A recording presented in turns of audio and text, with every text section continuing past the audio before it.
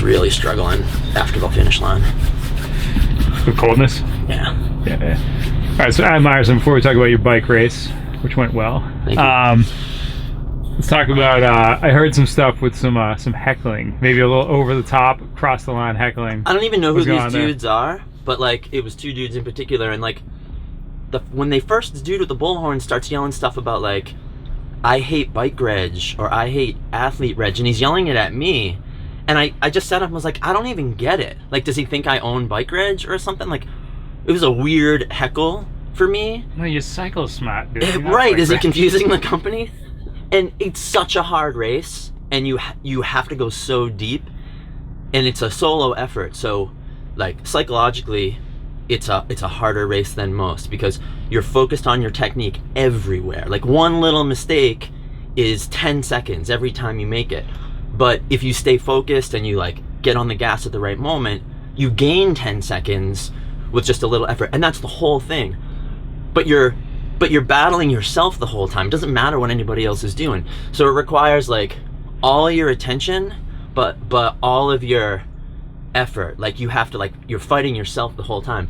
So of all the days to be heckling people, like not the one. Like no patience for it, like fully engaged in what I'm doing, and this guy's just yelling dumb shit at me, and so I just looked up and I was like, what other stuff is he yelling at you? Well, so it started with that, and I was like, it's just a weird heckle about like, why is he yelling about bike reg to me? So no big deal, let's get back to my bike race.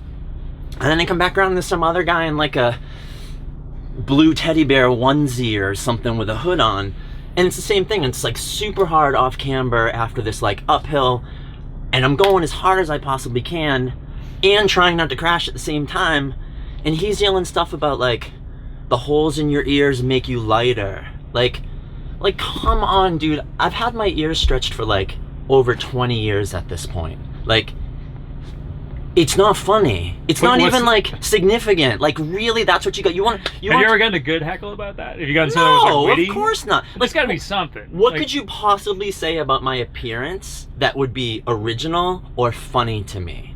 Like, it's dumb. It's boring. It shows you how unoriginal this guy actually is. And so while he's saying that to me, I fuck the line up, and I literally come to a complete stop and have to like dismount on a section that I had been railing and gaining time on. And so as I'm getting off, he's still yelling stuff. So I get off my bike and I turn around and I just give him the finger, because I'm like, what are you doing, dude? Like, the rest of us are putting our hearts and souls into this race, and you're walking around in a teddy bear outfit, like making fun of us.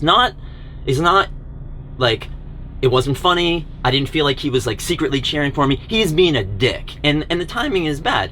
So I just kept riding. And then I come back around again, and he's like linked up with the other dude who has the bullhorn, who was also yelling dumb shit.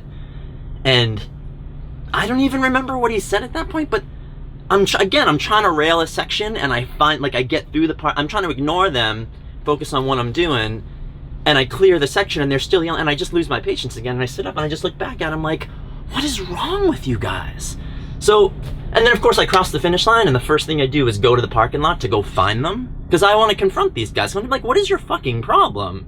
Gone. They're gone. You know, they're not here to talk to me after the race. Like, don't say shit to people with a piece of yellow tape between you that you're not going to say to me in the parking lot before or after the race like a real person. Like, it's not okay. And you're a coward if you're gone. If you want to say dumb shit to me during the race and then you're gone, I think that's bullshit. So I don't know who these guys are, but I mean, maybe they feel good that they got under my skin, but the rest of us are like going as hard as we can for people's entertainment, but not so they can make fun of us. That's my rant. But I had a good bike race. All right, so how'd your bike race go? I think I got 16th, which may not sound like much, and I think there were only like one other person was behind me at the finish. Like, I just finished on the lead lap, but it was that kind of bike race that out of like the 60 guys that started, I think only 17 of us finished on the lead lap. So it was brutal. It was like half of what I'm best at, like really tricky, hard to ride off cambers that required a lot of imagination and like explosiveness at certain moments. And then a lot of just grinding, a lot of just like threshold, just what I'm worst at.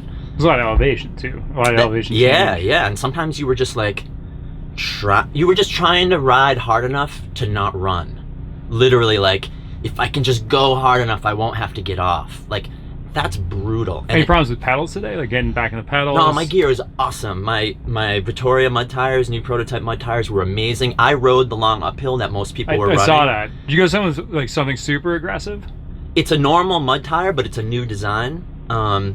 Big squares, really spread out, so I get good traction and good mud clearance.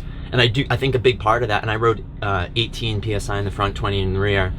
So that combo, and knowing enough to like rest for a second before that and then go all in and attack it, that's what allowed me to ride that where I knew other people weren't riding it. So I solved that like a sprinter, but my Crank Brothers pedals were awesome. I could always clip in. Gary Bavelar was pitting for me. Sometimes I changed twice a lap. Like anytime he was ready with a bike, I would take it. So having, you know, 2 bikes and a mechanic really willing to work hard for you mattered. But tires, pedals, Kind Human bike is just, like, I love my fit on this bike. Like, I feel super comfortable. Like, I can just sit down and make power. So I think for me to finish on the lead lap, again, it's like a big deal. But 16th place, 45 years old. This was a super extreme course with a really good field. Yeah, I'm pretty satisfied with that, and I think it bodes well for things to come. All right, so talk about this. So this is the 3rd version of Supercross. I never got to see the first one. I assume you did. The Long Island this is one? the 4th one. Is this Yeah, the 4th I one? raced on Long How about Island. this one? They have 2 on Long Island? I feel like we did, yeah. Because I know there was one on Long Island I never saw. Yeah. And then there was Stony Point for 2 years. Yeah, which maybe I did you're see. right, but I feel like there was a 4th one even before that. Where Stony Point was it was a very like feature-based, almost like a mountain bike course. Very rooty, rocky. And people liked flat it, even though it was a prone. little bit extreme. Yeah, and so this is the latest version of this. Like, you know, we didn't know what to expect, and first time in a new venue, Miles really killed it. They had a lot of problems, I think, with wind and course damage and not having necessarily enough volunteers to keep up with that because it was really extreme. So that's tough. Andy gave us a big course. That's why I said it feels like a World Cup course. Because he has a huge venue with gigantic rolling hills and a ton of grass, and he just used it so that like the climbs were hard, but the descents were so fast, and like you had so much space to just like let it roll and then hope you could hang on for the next It's a wide off-camp. course too. Yeah, I mean, yeah. overall very wide. Right. So I never like to say things like European style because races are different from country to country, but like I think you could call this like World Cup style. If you have a lot of power, like a group could race on this in the dry, but then once it got muddy, it was so technical and so hard to ride, but you had freedom to pick lines that you wanted that might be different from somebody else. You weren't stuck just with one good line choice. Like you could, anytime someone made a mistake in front of me, I just went the other way. You know what I mean? There was always like multiple ways to solve a problem up there, so yeah, it was great. And I think, assuming we get to come back here, did a little bit of damage here, so we'll see how that goes over. But it's only going to get better because he probably learned a lot about what works and what doesn't here this weekend. But I think everybody's really happy, and I'm glad we added them to the series because I think we got a Vittoria Series level race this weekend. You know, quality field, good course, good production, waffle truck, you know, all the stuff that you want. All right, let's wrap this up, dude. All right, thanks bud. Thanks, man.